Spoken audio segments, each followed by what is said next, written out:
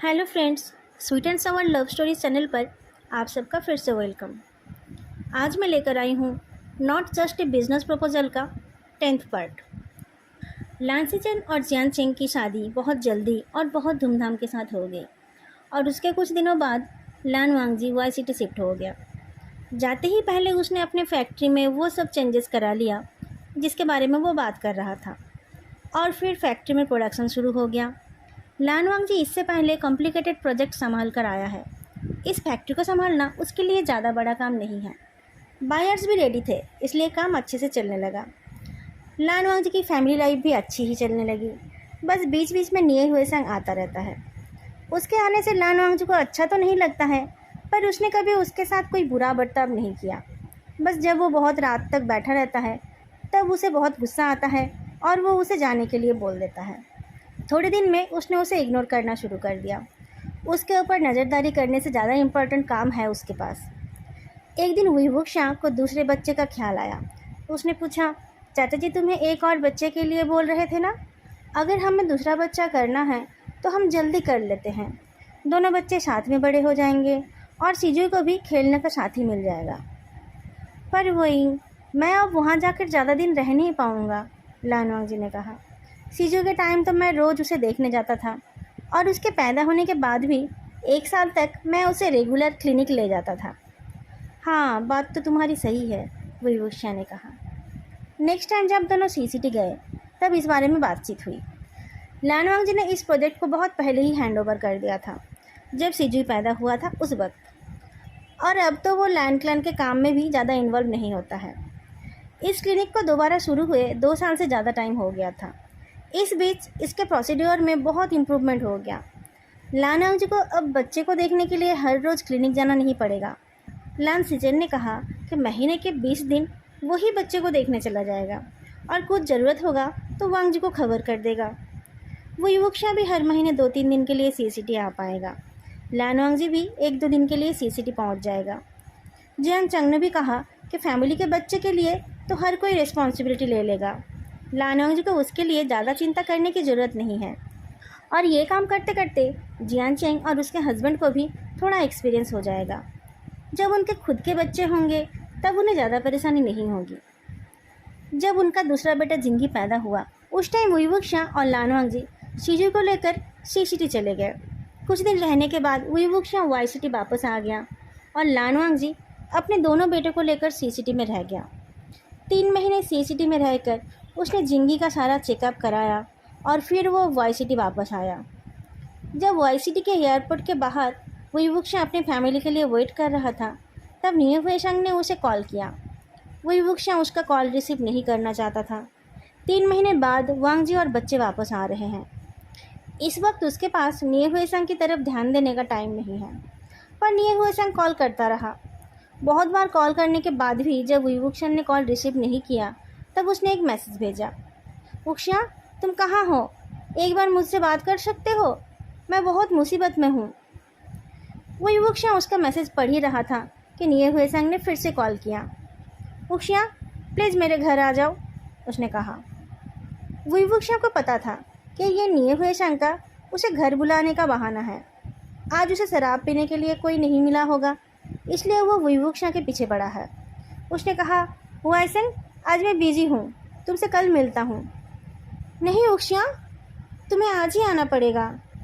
मेरे हस्बैंड मुझे डिवोर्स देना चाहता है। मैं समझ नहीं पा रहा हूँ कि क्या करूँ। तुम आ जाओ प्लीज़, निये हुएशंग ने कहा। हम कल इस बारे में बात कर सकते हैं, अभी मैं एयरपोर्ट में हूँ, विवुक्षा ने कहा। एयरपोर्ट में क्या कर रहे हो? कहाँ जा रहे हो? निये हुएशंग ने पूछा। मैं अपनी फैमिली को रिसीव करने आया हूँ, विवुक्षा ने कहा। वांगजी आज आ रहा है क्या? मुझे लगा था कि अभी उसे आने में 2-3 दिन टाइम है, निये हुएशंग ने कहा। आज ही आ रहे हैं वो लोग, विवुक्षा ने कहा। तो तुम उनके लिए कार भेज देते, तुम्हें खुद जाने की क्या ज़रूरत थी, निये हुएशंग ने कहा। विवुक्षा को गुस्सा आया पर उसने इस फालतू बकवास का कोई जवाब नहीं दिया। निये हुएशंग ने कहा, तुम उसे कैब में बिठा दो और सीधा मेरे घर आ जाओ। मैंने कहा ना कि मैं आज तुमसे मिलने नहीं आऊँगा। तुम मुझे ज़्यादा परेशान करोगे तो मैं फिर कभी तुमसे नहीं मिलूँगा, विवुक्षा ने कहा। वुक्षा तुम कितने बदल गए हो। हस्बैंड मिलते ही तुम अपने पुराने दोस्त को भूल गए, निये हुए संग ने कहा। उषा ने इरिटेट होकर फ़ोन को कट कर दिया। आज 3 महीने बाद वांगजी और सिजुई वापस आ रहे हैं और उनके साथ जिंगी पहली बार आ रहा है। निये हुए संग को लगता है कि इन सब से उसके फालतू के बकवास ज़्यादा इम्पोर्टेंट है। उसका हस्बैंड तो बहुत पहले ही उससे अलग हो गया है। ये डिवोर्स तो एक ना एक दिन होना ही था। वुईवुक्शा खुद अपनी फैमिली को लेने सी सिटी जाना चाहता था, पर उसके पास ऐसे ऐसे काम आ गए कि वो जा नहीं पाया। उसने अपने घर से एक आदमी को भेज दिया था जो ड्राइविंग भी करता है और दूसरे काम भी। लानवांगजी सी सिटी से एक नैनी भी साथ ला रहा है। 3 महीने का जिंगी अभी से बहुत नॉटी हो गया है। उसे और 2 साल के सिजुई को एक साथ संभाल पाना मुश्किल है। ड्राइविंग सीट छोड़कर वुईवुक्शा कार के बैक सीट पर अपनी फैमिली को लेकर बैठ गया, पर थोड़ी देर में ही उसके फ़ोन में कॉल आना शुरू हो गया। निये हुए संग का नाम देखकर वो हर बार कॉल को रिजेक्ट करने लगा। लानवांगजी को उसके फेस का इरिटेशन दिख रहा था। उसने पूछा, कौन बार बार कॉल कर रहा है? क्या कोई परेशानी है? वो कमीना मुझे उसके घर बुला रहा है, वुईवुक्शा ने जवाब दिया। आज भी? मैं इतने दिनों तक नहीं था। वो तो हर रोज़ घर आया होगा। आज हम आ रहे हैं उसे पता नहीं है? लानवांगजी ने पूछा। उसे पता है, वुईवुक्शा ने जवाब दिया। तो शायद कोई ज़रूरी बात है।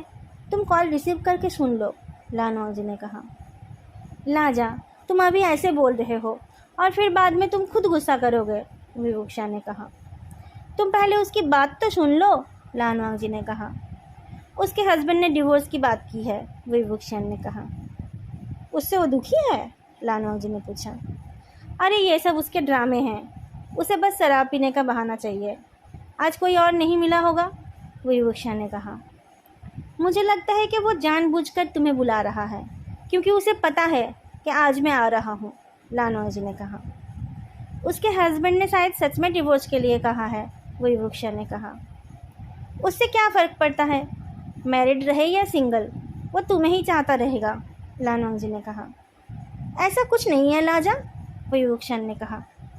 क्या तुम अंधे हो या बच्चे? लानवांगजी ने कहा। अच्छा, उसके मन में क्या है उससे क्या फ़र्क पड़ता है? मेरे मन में तो सिर्फ तुम ही हो, वुईवुक्शा ने कहा। चुप हो जाओ, लानवांगजी ने गुस्से से कहा। क्यों चुप हो जाऊं? मैं सच ही तो बोल रहा हूँ, वुईवुक्शा ने कहा। लानवांगजी को और गुस्सा आ गया। उसने कहा, कहाँ बोल रहे हो वो नहीं देखोगे? कहाँ बोल रहा हूँ? ओह, ये तो घर के लोग हैं, वुईवुक्शा ने कहा। फ्रंट पैसेंजर सीट में बैठी नैनी और ड्राइवर दोनों मुस्कुराने लगे। तभी वुईवुक्शा के फ़ोन पर फिर से निये हुए संग का कॉल आ गया। तुम एक काम करो, अपने दोस्त के घर ही जाओ, लानवांगजी ने फ़ोन के स्क्रीन पर निये हुए संग का नाम देखकर कहा। फिर ड्राइवर की तरफ मुड़कर कहा, भैया अब पहले इसे इसके दोस्त के घर छोड़ दीजिए, फिर हम घर चलेंगे। लाजा, मुझे नहीं जाना उसके घर, वुईवुक्शा ने कहा। तुम जब तक नहीं जाओगे तब तक वो कॉल करता रहेगा, लानवांगजी ने कहा। पर मुझे तुम लोगों के साथ रहना है, वुईवुक्शा ने कहा।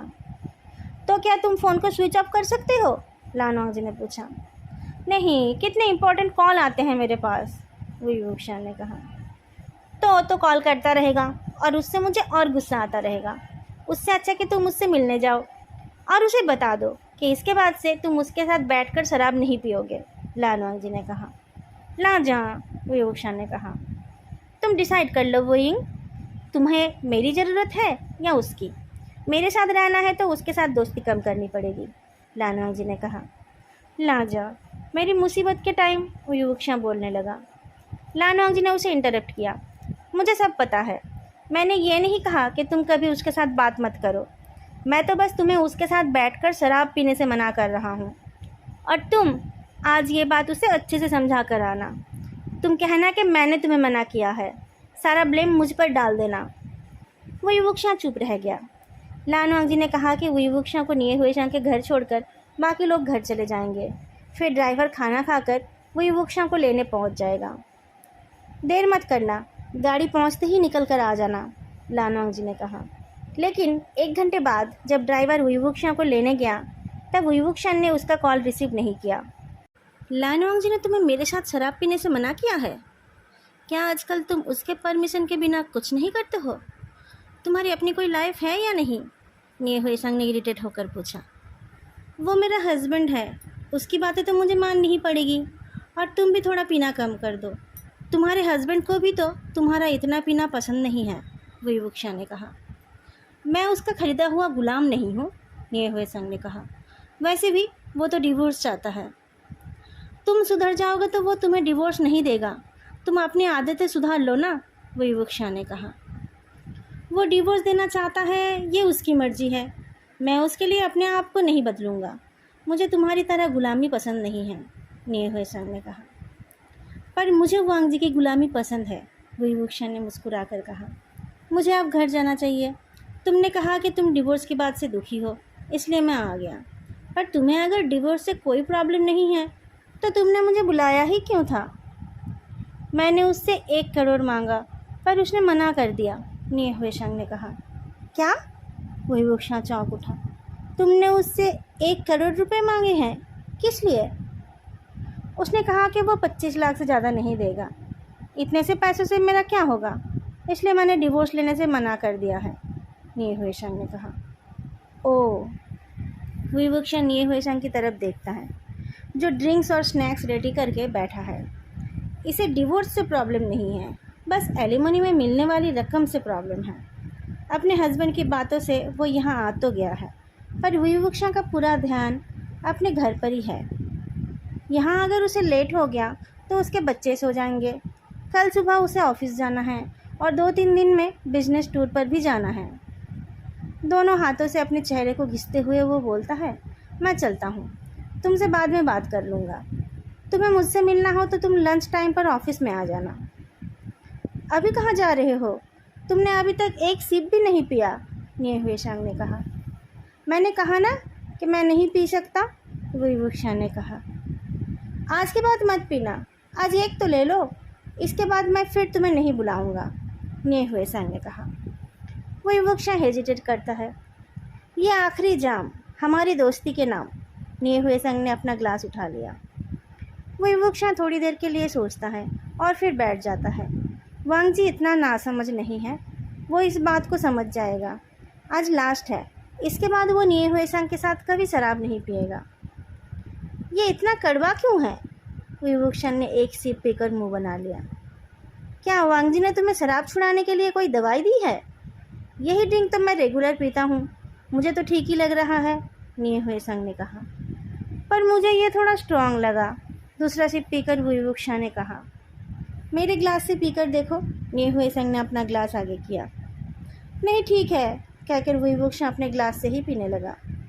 निये हुए संग इधर उधर की बातें करने लगा और विवुक्षा जल्दी अपना ड्रिंक ख़त्म करने की कोशिश करने लगा।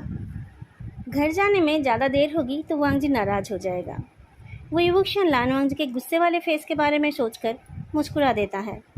गुस्से में वांग जी बहुत खूबसूरत लगता है।